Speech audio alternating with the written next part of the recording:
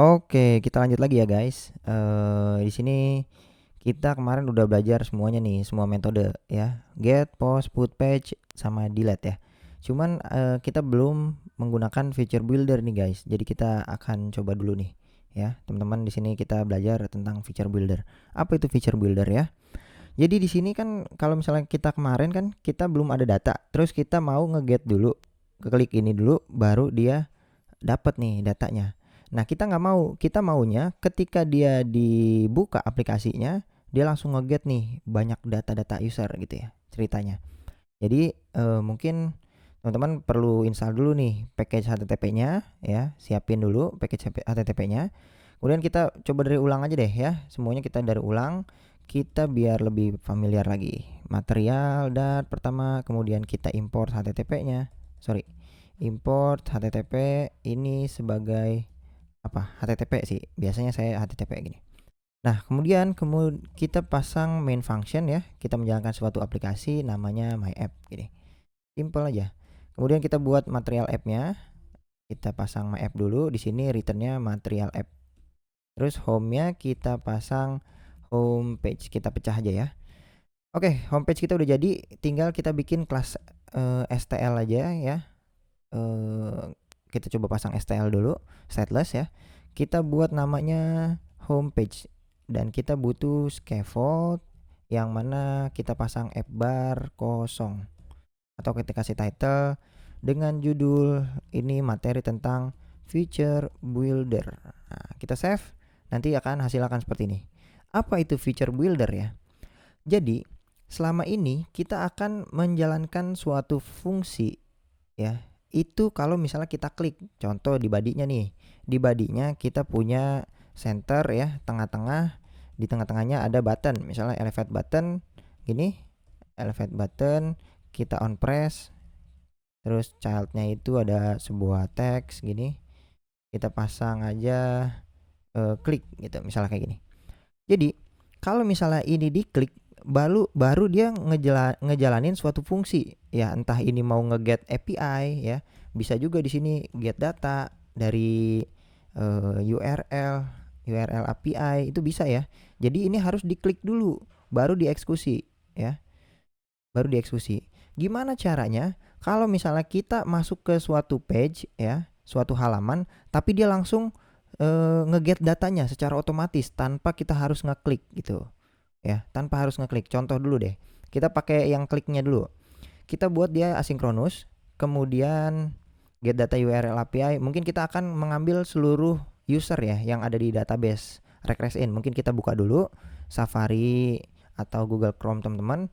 Tulis aja masuk ke server regress in-nya ya. Ini adalah testing buat API regress.in ya.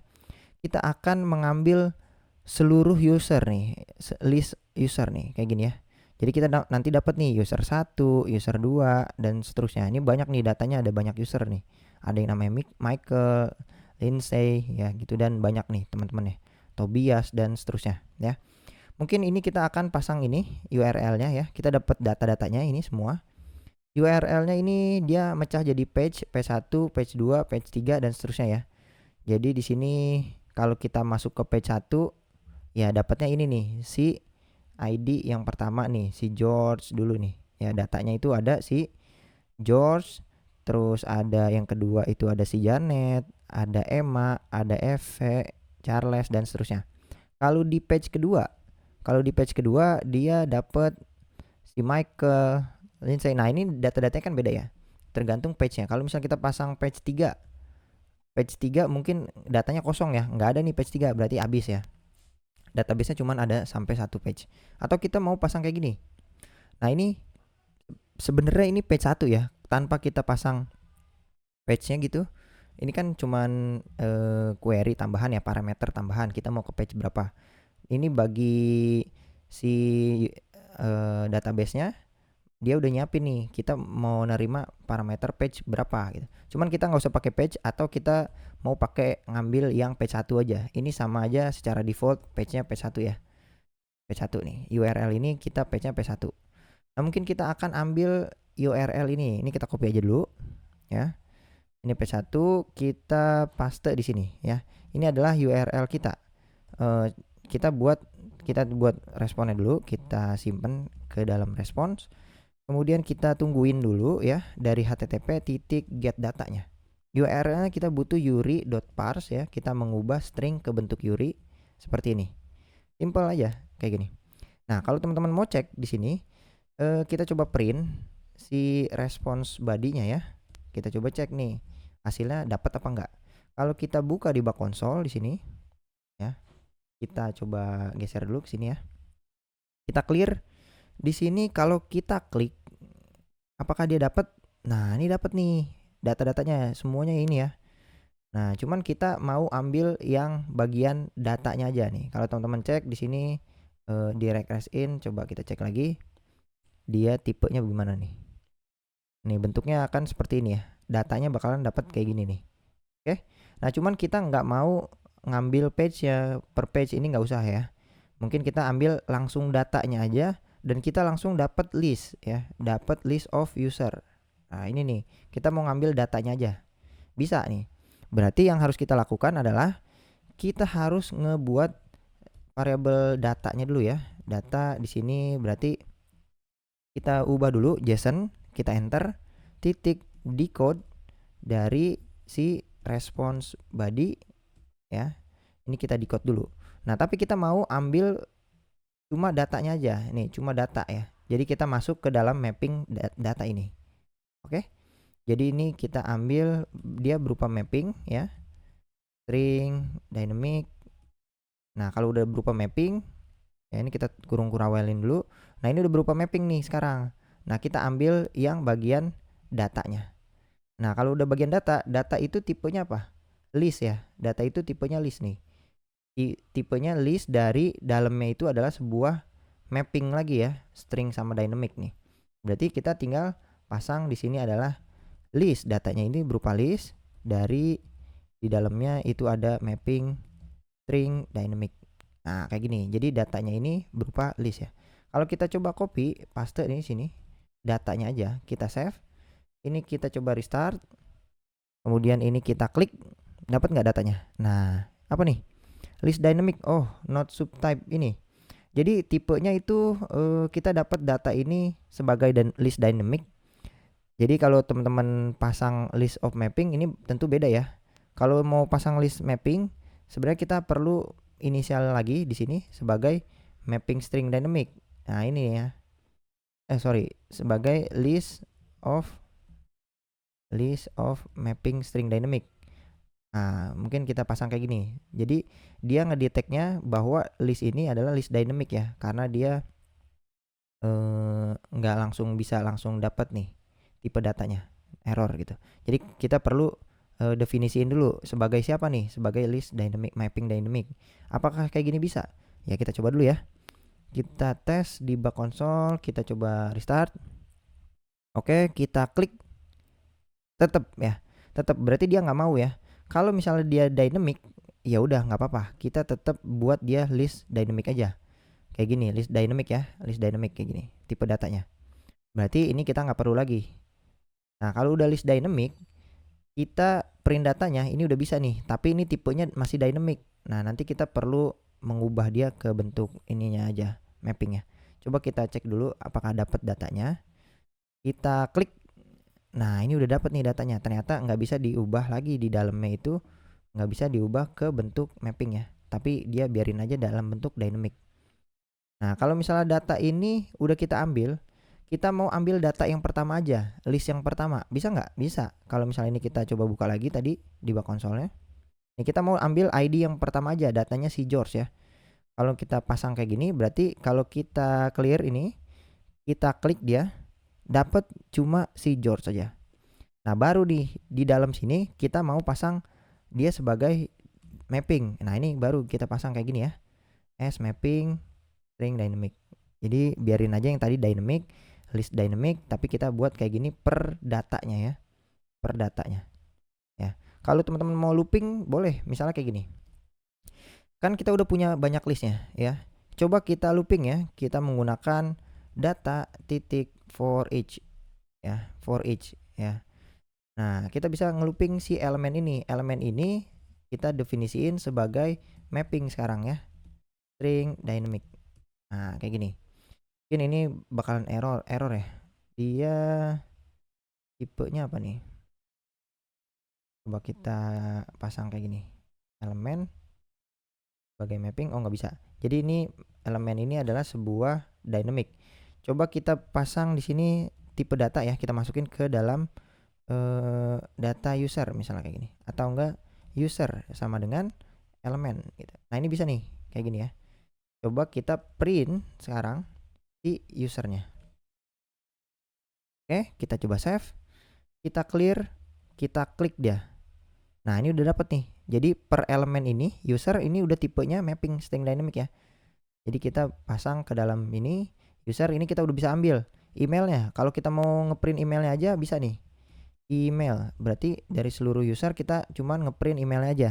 Kita klik. Nah, ini dapat nih emailnya ini.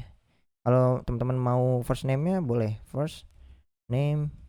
Kita coba save, kita clear, kita klik lagi. Nah, dapat nih. Nah, ini udah dapat nih data-datanya ya.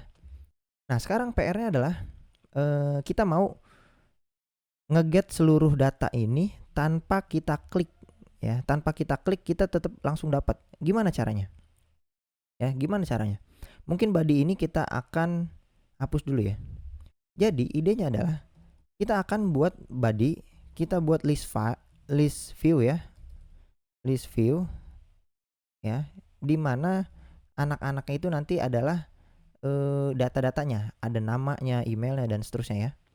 Jadi saya mau bikin di sini ada list stylenya, atau kita menggunakan list view builder aja deh ya, biar lebih enak ya. List view builder, item buildernya kita menggunakan oke, kayak gini nggak apa-apa. Kita pasang list style aja nih, list style kosong.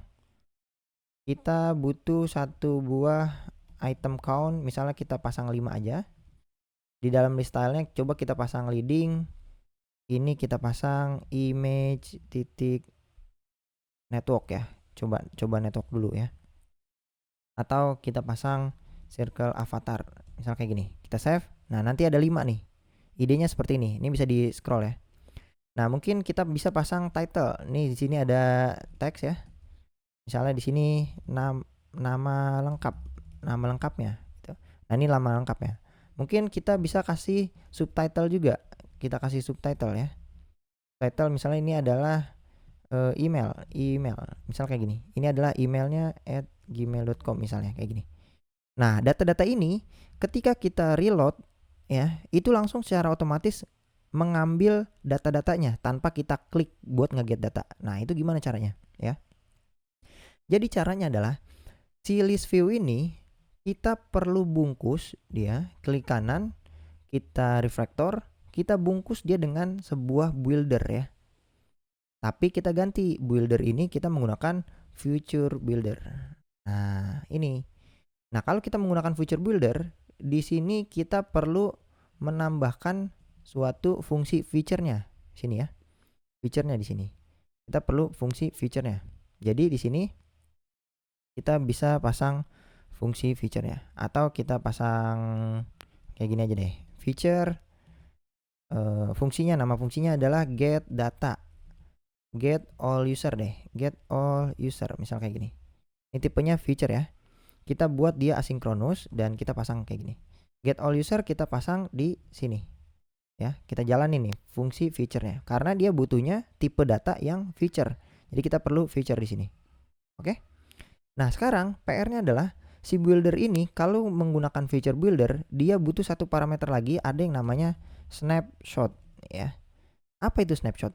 Jadi, snapshot itu bisa kita gunakan untuk mengecek apakah dia lagi loading buat dapetin datanya di database apa enggak gitu. Jadi di sini kita bisa ngecek nih, jika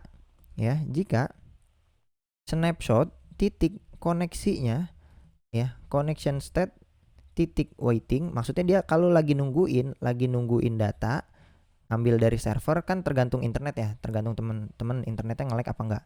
Kalau dia lagi proses loading ngambil data tergantung internetnya, maka dia returnnya itu kita pasang di tengah-tengah itu sebuah teks ya, sebuah teks kosong aja. Di sini ada tulisannya loading, itu sedang mengambil database misalnya kayak gini. Bisa nih kayak gini, teman-teman. Jadi pas lagi waiting ya, connection state waiting, dia bakalan nge-return loading dulu, nggak langsung tampil kayak gini. Tapi dia loading, tulisan loading, dan dia baru kalau udah selesai ya, kalau udah selesai else gitu ya. Kalau udah selesai maka dia nampilin list view-nya kayak gini. Nah, kita save. Nah, ini bisa nih. Jadi kalau dia lagi restart, nah ini karena cepet ya, karena di sini fungsinya belum ada apapun ya. Jadi dia langsung cepet nih. Tapi kalau misalnya kita coba kasih delay deh, ya. Kita kasih future delay. Durasi selama 3 detik. Misalnya kayak gini. Nah, ini kita wait dulu ya. Kita wait. Kita tungguin. Nah, ini lagi loading, tunggu 3 detik baru dia muncul gitu. Nah, ceritanya kayak gitu. Misalnya kita nge-lag nih internet kita 3 detik. 1 2 3 baru muncul data-datanya. Nah, ini kita maunya kayak gini ya. Cuman kita nggak menggunakan delay, ini manual ya. Kita menggunakan ini. Kita try and catch dulu. Boleh pakai try and catch. Kalau misalnya dia nggak berhasil, di sini kita bisa print nih ya. Print jika terjadi error. Nah, ini boleh ya, kita pasang kayak gini. Kita coba print aja tulisan terjadi kesalahan, misal kayak gitu. Atau kita print errornya nih. Ini kan ada errornya ya. Kita dapat parameter E-nya, kita lempar errornya. Jadi kesalahan. Ini apa nih kesalahannya? Oh, ternyata ini ini. Oke. Nah, di sini kita akan mencoba nih. Apa yang kita coba? Kita akan yang tadi ya. Kita akan coba membuat suatu respons. Kita simpen, kita tungguin dulu dari http://get datanya. URL kita yang mana tadi? yuri.parse dulu. Nah, ini kita ambil dari sini ya. Kita ambil yang URL ini. Nah, ini kita copy aja. Kita paste di sini. Mungkin kita nggak usah pakai page ya. Kita langsung aja kayak gini. Kita dapat responnya nih ya. Jadi kalau kita coba print response.body, dapat nggak nih? Nah, ini dapat nih datanya ya. Tadi kan sempat lagi loading nih. Nah, ini lagi loading nih. Tuh loading. Nah, baru dapat datanya, baru dia nampilin nih list view builder. Nah, sekarang PR-nya adalah kita simpan ke dalam suatu list ya, data nih, all user. Ini tipenya. Ini awal-awal list kosong dulu nih. Ya, mungkin ini constnya kita hapus dulu ya. Awal-awal list kosong. Oke? Nah, sekarang PR-nya adalah ini kita copy all usernya. Kemudian di sini kita mau pasang dia ya. Jadi kita mau ambil datanya dulu ya. Kita mau ambil data. Kita mau ambil datanya aja nih. Datanya aja nih ya. Jadi kita ambil datanya itu menggunakan ini karena masih string ya. Jadi kita buat sini data sama dengan respon body ini kan masih string ya, teman-teman. Kalau cek di sini ini masih string. Kita perlu decode dia. JSON enter titik decode si respon body-nya.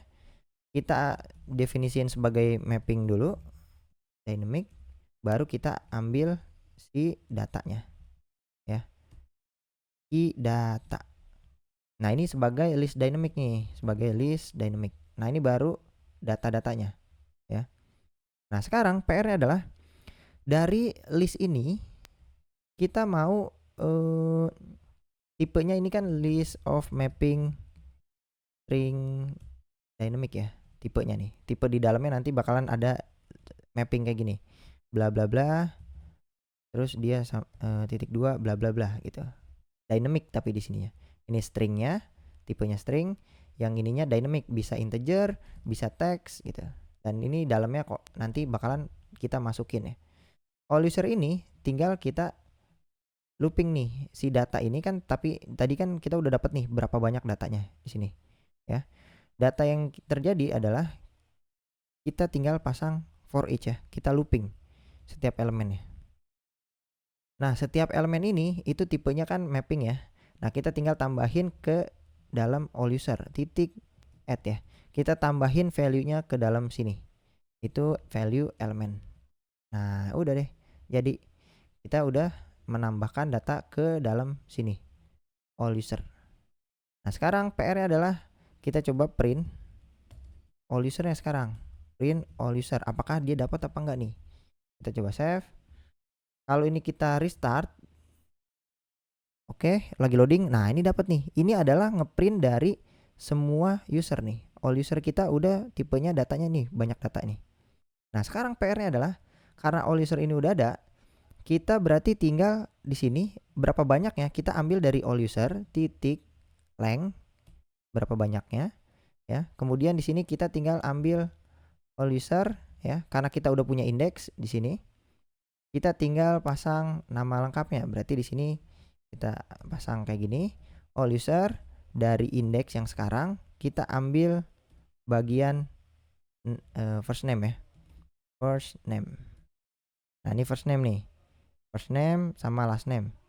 Sekarang last name yang kita spasi, kita copy, ini kita paste, ini buat yang last name ya.